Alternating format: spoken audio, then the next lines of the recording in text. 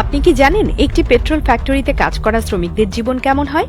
আমরা প্রতিদিন গাড়ি চালানোর জন্য পেট্রোল ও ডিজেল ব্যবহার করি, কিন্তু কখনো কি ভেবেছি এই জ্বালানি কোথা থেকে আসে এবং কিভাবে এটি আমাদের কাছে পৌঁছে? যারা এই ফ্যাক্টরিগুলোতে কাজ করেন তাদের জীবনের গল্প জানলে হয়তো আপনার চিন্তার দুনিয়া বদলে যাবে। আজ আমরা জানব পেট্রোল ও ডিজেল উৎপাদনের পেছনের কঠিন বাস্তবতা, ফ্যাক্টরি শ্রমিকদের জীবন এবং তাদের সঙ্গে ঘটে যাওয়া কিছু ভয়ঙ্কর অভিজ্ঞতার গল্প। প্রথমেই বুঝতে হবে পেট্রোল ও ডিজেল আসে ক্রুড অয়েল থেকে, যা মূলত সমুদ্রের গভীর থেকে বা স্থলভাগের নিচ থেকে উত্তোলন করা হয়। কিন্তু এই প্রাকৃতিক সম্পদ পাওয়া যেমন কঠিন, তেমনি তা নিরাপদে প্রক্রিয়াজাত করা আরও চ্যালেঞ্জিং। এই ফ্যাক্টরিগুলোর শ্রমিকরা দুই ধাপে কাজ করেন।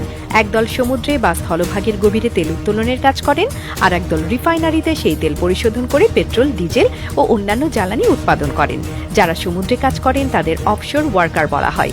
তারা অনেক সময় 15 থেকে 21 দিন টানা সমুদ্রের মাঝে তেল উত্তোলন কাজে নিযুক্ত থাকেন। আপনি কি কল্পনা করতে পারেন টানা 21 দিন ধরে সমুদ্রের মাঝে একটি বিশাল রিগের উপর কাটানো, যেখানে চারপাশে শুধু পানি আর পানি? এই শ্রমিকদের জন্য কোম্পানি বিশেষভাবে একটি বিশাল ফ্লোটিং লিভিং স্টেশন তৈরি করে, যেখানে ঘর, বেডরুম, বিনোদনের জন্য টিভি ও কিছু ইনডোর গেমের ব্যবস্থা থাকে। তবে সমস্যা হলো এখানে মোবাইল ফোন ব্যবহার নিষিদ্ধ, কারণ সামান্য একটি বৈদ্যুতিক স্পার্কও পুরো ফ্যাক্টরিতে অগ্নিকাণ্ড ঘটাতে পারে। এই শ্রমিকদের একটি সাধারণ দিন